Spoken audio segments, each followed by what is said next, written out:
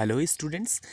इस वीडियो में आप लोगों के लिए एक बहुत इम्पॉर्टेंट जानकारी लेकर आया हूं मैं। आप लोगों ने सुना होगा कि अब नई शिक्षा नीति आ चुकी है जो इसी वर्ष नए सेशन से लागू होने जा रही है। और यदि आप कक्षा 10वीं के स्टूडेंट हैं, 9th पास करके 10वीं में जाने वाले हैं, तो आपके लिए ये बहुत ही इम्पॉर्टेंट न्यूज़ है, खास करके मध्य प्रदेश के छात्रों के लिए। दैनिक भास्कर में ये खबर आई है कि मध्य प्रदेश के जो 10वीं बोर्ड है उसमें इसी वर्ष से नई शिक्षा नीति लागू हो रही है। नई शिक्षा नीति के तहत इस बार 10वीं के जो गणित का पेपर होगा उसके लिए दो विकल्प होगा आपके पास।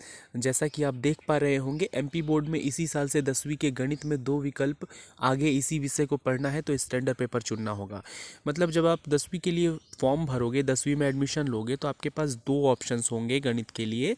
आप पहले ही चुन सकते हो कि आप आगे जाकर 11वीं में गणित लेना चाहते हैं या नहीं लेना चाहते। मैं इसको सरल रूप में आप लोगों को समझाना चाहता हूँ कि जैसे आप लोग 10वीं पास करके 11वीं में ये चुनते थे, ये सोचते थे, ये तय करते थे कि आप गणित पढ़ोगे, विज्ञान पढ़ोगे या कॉमर्स या आर्ट्स, क्या पढ़ोगे। हालांकि ये नियम सीबीएसई में पहले ही लागू कर दिया था, नई शिक्षा नीति लागू कर दी थी। अब हमारे मध्य प्रदेश के बोर्ड में भी ये लागू रहेगा। मैं आपको एक बार खबर पढ़ के सुना देता हूँ और उसके बाद फिर आप लोगों को सरल शब्दों में समझाने की कोशिश करूँगा कि ये समाचार आपको क्या कह रहा है। मध्य प्रदेश माध्यमिक शिक्षा मंडल वर्ष 2022-23 के शैक्षणिक सत्र से बड़े बदलाव करने वाला है। इसके मुताबिक अब एमपी बोर्ड में भी 10वीं कक्षा के लिए बच्चों को गणित की पढ़ाई दो पैटर्न में करने का मौका मिलेगा। कोई 11वीं में गणित विषय लेना चाहता है तो वह 10वीं के परीक्षा फॉर्म में स्टैंडर्ड लेवल का पर्चा चुन सकेगा, जबकि जो 10वीं के बाद गणित के बजाय कोई अन्य विषय लेना चाहता है तो उसके पास बेसिक लेवल का पर्चा चुनने की आज़ादी होगी। मतलब दो गणित होगा आपके पास। गणित को ही दो भागों में बांट दिया गया है, या दो तरह के गणित को चुनने का आपको मौका मिलेगा, स्टैंडर्ड या फिर बेसिक। अगर आप 11वीं में गणित विषय से पढ़ाई करना चाहते हैं, आगे की अपनी पढ़ाई गणित से करना चाहते हैं, तब आप स्टैंडर्ड लेवल चुन लीजिए। और यदि आप आगे 11वीं में गणित नहीं लेना चाहते तब आप बेसिक लेवल चुन सकते हैं। इस बदलाव को 10वीं की बोर्ड परीक्षा में बतौर पायलट प्रोजेक्ट लागू कर दिया जाएगा। राष्ट्रीय शिक्षा नीति 2020 का यह पैटर्न सीबीएसई स्कूलों में पिछले साल लागू हो चुका है। 2020 में नई शिक्षा नीति आई थी जो पिछले साल ही सीबीएसई में लागू हो गया है। अलग अलग राज्यों के बोर्ड को अभी लागू करना है, तो हमारे मध्य प्रदेश का बोर्ड इस बार से नए सेशन से ये लागू कर रहा है। इसके अलावा एक और अहम बदलाव हो रहा है। तो गणित के जो दो तरह के पैटर्न होंगे, इसके अलावा और एक बदलाव होने जा रहा है, वो ये कि एमपी बोर्ड में सेल्फ असेसमेंट यानी आत्म मूल्यांकन भी होगा। मतलब जो स्टूडेंट्स हैं वो खुद को मार्क्स दे पाएंगे। दूसरा अहम फैसला जो है वो है बच्चे और दोस्त कर सकेंगे सेल्फ असेसमेंट 25% तक, टीचर्स साथ ही व खुद के हाथों में।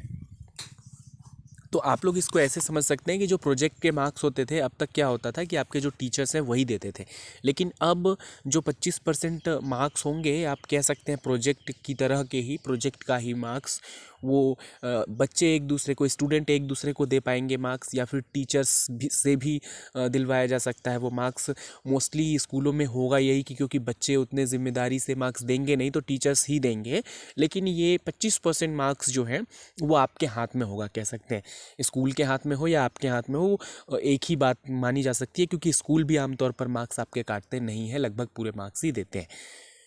और इस नियम के तहत और क्या होगा, दोबारा परीक्षा भी दे सकेंगे। फॉर एग्जाम्पल, आपने पहले सोचा कि आप बेसिक लेवल मैथ्स लेकर पढ़ोगे, आपने फॉर्म भरते समय बेसिक मैथ्स चुन लिया क्योंकि आपको लगा कि आप मैथ्स में अच्छे नहीं हो और 11वीं में आप मैथ्स लेकर पढ़ाई नहीं करना चाहते, आपने बेसिक मैथ्स चुन लिया। लेकिन अगर आप बेसिक मैथ्स में पास हो गए और उसके बाद आपका मन बनता है कि नहीं, मैं स्टैंडर्ड लेवल का मैथ्स भी पास कर सकता हूँ, तो आप वो स्टैंडर्ड लेवल का एग्ज़ाम भी दे सकते हैं। जैसा कि इस न्यूज़ में आप देख सकते हो, दोबारा परीक्षा भी दे सकेंगे। किसी छात्र ने मैथमेटिक्स बेसिक चुना है और वो एग्ज़ाम पास कर लेता है, अपने स्तर को सुधारने के लिए कंपार्टमेंट एग्ज़ाम में मैथमेटिक्स स्टैंडर्ड की परीक्षा दोबारा दे सकता है। कंपार्टमेंट एग्ज़ाम, जो बच्चे नहीं समझ रहे होंगे मैं उन्हें बता दूं, आप इसे नॉर्मली पूरक परीक्षा या सप्लीमेंट्री एग्ज़ाम भी कहते हैं। तो उस एग्ज़ाम के टाइम आप स्टैंडर्ड लेवल मैथ्स को चुन सकते हैं, स्टैंडर्ड लेवल मैथ्स का एग्ज़ाम दे सकते हैं। आप चाहें तो ऐसा नहीं है कि आप सप्लीमेंट्री आए हुए होंगे मैथ्स में तो ही, जैसा कि स्पष्ट रूप से लिखा हुआ है, आपने बेसिक मैथ्स चुना था, उसमें आप पास हो चुके हो मेन एग्ज़ाम में, और बाद में आपको लगता है कि नहीं आपके पास स्टैंडर्ड मैथ्स का भी मार्कशीट होनी चाहिए, आप उसमें भी पास होने चाहिए, तो आप फिर कंपार्टमेंट एग्ज़ाम, जब बाकी बच्चे सप्लीमेंट्री एग्ज़ाम दे रहे होंगे उसी के साथ आप वो परीक्षा दे सकते हो, स्टैंडर्ड मैथ्स की परीक्षा दे सकते हो। ये साफ है कि अगली कक्षा में गणित विषय वे ही बच्चे ले सकेंगे जिन्होंने स्टैंडर्ड लेवल से परीक्षा दी होगी। तो ये बात आप जान लीजिए, ये सबसे ज़्यादा इम्पॉर्टेंट लाइन है कि यदि आप बेसिक लेवल मैथ चुन लेते हो, आपको गणित से डर लगता है तो आप बेसिक चुनिए, आप आगे गणित की पढ़ाई नहीं करना चाहते हैं आप बेसिक चुनिए, और आप बेसिक मैथ से पास भी हो जाते हैं। लेकिन उसके बाद आप चाहकर भी 11वीं में गणित विषय लेकर, मैथ्स लेकर पढ़ाई नहीं कर सकते। अभी क्या होता था कि एडमिशन लेने के 10 दिन पहले, एक दिन पहले भी आप प्लान चेंज करते थे, मैथ्स ले लेते थे। इवन कई बच्चे तो एडमिशन के 1 महीने बाद तक सब्जेक्ट चेंज कर लेते थे, बायोलॉजी से मैथ्स ले लेते थे, कॉमर्स से मैथ्स ले लेते थे। लेकिन अब आप ऐसा नहीं कर पाएंगे। यदि आपने बेसिक चुना होगा, बेसिक मैथ्स चुना होगा और आपने बेसिक मैथ्स की ही परीक्षा दी होगी 10वीं में, तो आप 11वीं में स्टैंडर्ड मैथ्स का, क्योंकि आपके पास मार्कशीट नहीं होगा, तो आप मैथ्स नहीं ले सकते। ये पहले से ही 10वीं में ही तय हो जाएगा। और फिर भी अगर आप चाहते हैं 10वीं के एंड में परीक्षा होने के बाद आपको लगता है कि नहीं यार मैं मैथ्स में इतना भी कमज़ोर नहीं हूँ, मैं मैथ्स लेकर ही पढ़ाई करना चाहता हूँ, एक मौका आपके पास होगा कि जब लोग सप्लीमेंट्री के एग्ज़ाम दे रहे होंगे उस वक्त आप स्टैंडर्ड मैथ्स का परीक्षा दे दीजिए, उसमें पास हो जाइए, तब आप 11वीं में मैथ्स विषय को ले पाएंगे। तो समझ में आ गया होगा आपको, स्टैंडर्ड और बेसिक 2 तरह का ऑप्शन होगा आपके पास गणित के लिए। फॉर्म भरते समय प्रारंभ में ही आपको ये तय करना होगा कि आप कौन से गणित का पेपर देना चाहोगे। बेसिक में क्या होगा, सरल सरल चीज़ें पूछी जाएंगी, नॉर्मल चीज़ें पूछी जाएंगी, जिसे पास करना बहुत आसान होगा। ये नई शिक्षा नीति में इसलिए ये नियम लाया गया है, मुझे भी ये नियम बहुत अच्छा लगा, क्योंकि कुछ बच्चे ऐसे होते हैं जिनको आप पहले से तय होता है कि मैं मैथ्स लेकर पढ़ाई नहीं करने वाला क्योंकि मैं मैथ्स में बहुत अच्छा नहीं हूँ, फिर भी उन्हें गणित की पढ़ाई करनी पड़ती है।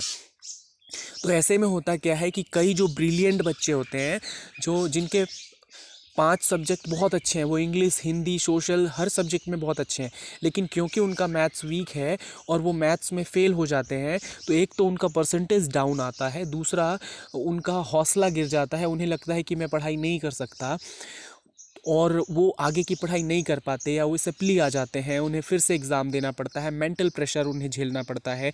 मैथ्स के चक्कर में उनके बाकी सब्जेक्ट के नंबर भी अफेक्ट होते हैं।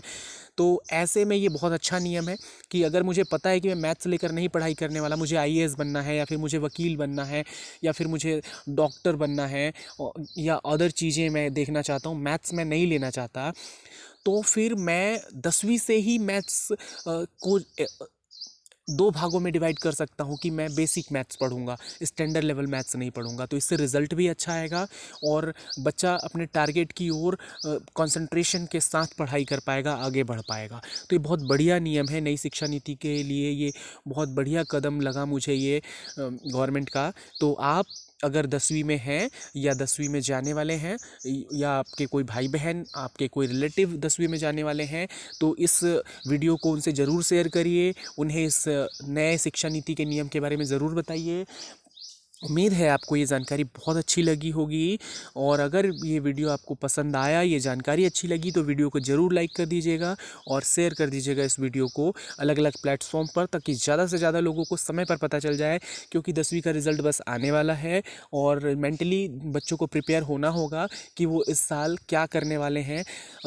अगर 9th का बच्चा अब 10th में प्रमोट होने वाला है, या 10वीं का बच्चा फेल हो, जो बच्चे हो जाएंगे, उनको ये तय करना होगा कि उन्हें बेसिक मैथ्स पढ़ना है या स्टैंडर्ड मैथ्स पढ़ना है, आगे उन्हें क्या करना है। तो इसके लिए टाइम मुझे उन्हें मिल जाए सोचने के लिए, इसलिए ये न्यूज़ आप उन तक जल्द से जल्द पहुंचाएं।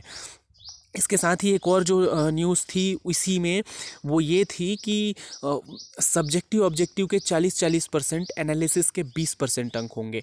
तो सब्जेक्टिव और ऑब्जेक्टिव, ऑब्जेक्टिव टाइप के क्वेश्चन 40% होंगे, 100% में से 40%, 40% जो क्वेश्चन होंगे वो ऑब्जेक्टिव टाइप के होंगे, और बाकी जो डिस्क्रिप्टिव क्वेश्चन आंसर होंगे वो 40% होंगे, और 20% आपका प्रोजेक्ट का होगा। तो लास्ट ईयर भी एग्ज़ाम लगभग इसी पैटर्न पे हुआ था, तो ये कोई नया बदलाव नहीं है।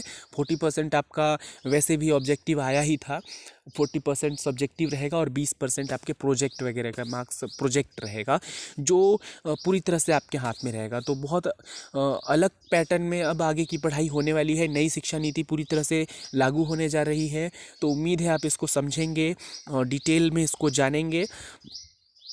और ये आप न्यूज़ जल्द से जल्द सभी स्टूडेंट्स जिनको इस न्यूज़ की ज़रूरत है, विशेषकर जो 9वीं की कक्षा की परीक्षा दे चुके हैं और 10वीं पढ़ रहे हैं, उनके लिए ये बहुत ज़रूरी खबर है कि इस बार गणित का पेपर जो होगा वो 2 तरह का होगा, और आपको ये पहले ही चुनना होगा, पहले ही तय करना होगा कि 11वीं में आप मैथ्स लोगे या नहीं लोगे।